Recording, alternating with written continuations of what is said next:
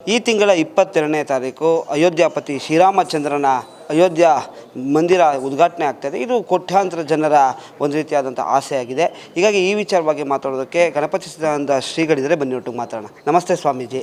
22ನೇ ತಾರೀಕು ದೇವಾಲಯ ಉದ್ಘಾಟನೆ ಆಗ್ತಾಯಿದೆ. ಏನು ಅನಿಸುತ್ತೆ ಸ್ವಾಮೀಜಿ ನಿಮಗೆ?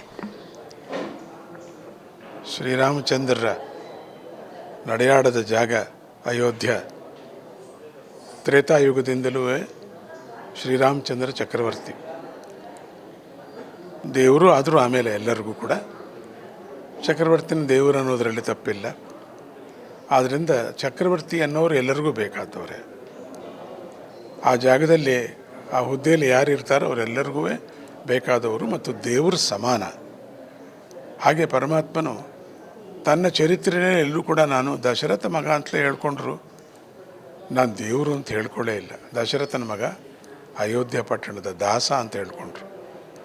ಅಂಥ ಅದ್ಭುತವಾದ ಚಕ್ರವರ್ತಿಯ ಒಂದು ಹೆಜ್ಜೆ ಗುರುತು ಮತ್ತು ಅಯೋಧ್ಯೆಯಲ್ಲಿ ಆಗ್ತಾ ಇದೆ ಅಂದರೆ ಅಂಥ ಜನ್ಮಭೂಮಿಯಲ್ಲಿ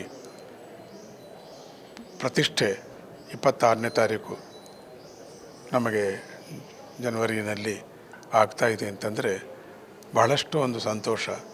ಶತಶತಮಾನಗಳಿಂದ ಎಲ್ಲರಿಗೂ ಕೂಡ ಒಂದೊಂದು ಅಭಿಪ್ರಾಯ, ಒಂದು ಆತ್ಮೀಯ ಭಾವನೆ ಎಲ್ಲರಿಗೂ ಇತ್ತು.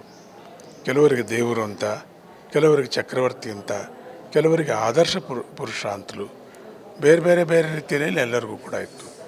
ಜಾತಿ ಭೇದ, ಲಿಂಗಭೇದ ಯಾವುದೂ ಇಲ್ಲದೇ ಇರತಕ್ಕಂಥ, ಆಗಲೂ ಹಾಗೇ ಇದ್ದರವರು, ಈಗಲೂ ಹಾಗೇ ಇದ್ದಾರೆ. ಎಷ್ಟೋ ಜನ ಬೇರೆ ಬೇರೆ ಪಂಗಡದವರು ಕೂಡ ಸ್ವಾಮಿಯನ್ನು, ಚಕ್ರವರ್ತಿಯನ್ನು ಆರಾಧನೆ ಮಾಡೋದು ಒಂದು ಪದ್ಧತಿ ಉಂಟು. ಬಹಳ ಸಂತೋಷ ಸಂಗತಿ.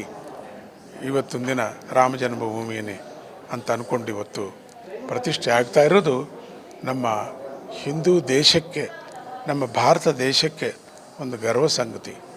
ಯಾಕೆಂದರೆ ಇದೊಂದು ಚರಿತ್ರೆ ಗುರುತು ಆಗುವಂಥದ್ದೇನು ಅದರಲ್ಲೇನು ತಪ್ಪೇನಿಲ್ಲ. ಚರಿತ್ರೆ ನಾವು ಯಾವಾಗಲೂ ಜ್ಞಾಪಿಸ್ಕೋಬೇಕು. ಚರಿತ್ರಾತ್ಮಕವಾದಂಥ ಒಳ್ಳೆಯ ಕೆಲಸ ಮಾಡ್ತಕ್ಕಂಥವ್ರನ್ನ ಜ್ಞಾಪಿಸ್ಕೋಬೇಕು. ತುಂಬ ಜನ ಚರಿತ್ರೆಯಲ್ಲಿ ಕೆಟ್ಟ ಕೆಲಸಗಳು ಮಾಡಿದ್ದಾರೆ, ಅವನ್ನ ಜ್ಞಾಪಿಸ್ಕೋಬೇಕು? ಅವನ್ನ ಜ್ಞಾಪಿಸ್ಕೋಬಾರ್ದು. ನಾವು ಅವ್ರ ಹೆಸರು ಹೇಳಬಾರ್ದು. ಅವರು ಕೆಲವು ದಿನ ರಾಜರಾಗಿದ್ದರು. ಅದು ರಾಜರಾದವನು ದೀನ ದಲಿತರಿಗೆ ಸೇವೆ ಮಾಡುವಂಥವನು.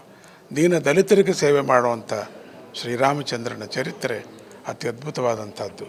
ನಾವೆಲ್ಲರೂ ಕೂಡ ಅವತ್ತು ಆ ಕಾರ್ಯಕ್ರಮ ನಾವು ಹೋಗೋಕ್ಕಾಗದೇ ಹೋದರೂ ಕೂಡ ಮನೆಗಳಲ್ಲೇ ನಮ್ಮ ಚಕ್ರವರ್ತಿ ರಾಮಚಂದ್ರನನ್ನು ಜ್ಞಾಪಿಸ್ಕೊಳ್ಳೋಕ್ಕೆ ನಾವೆಲ್ಲ ಪ್ರಯತ್ನ ಪಡೋಣ.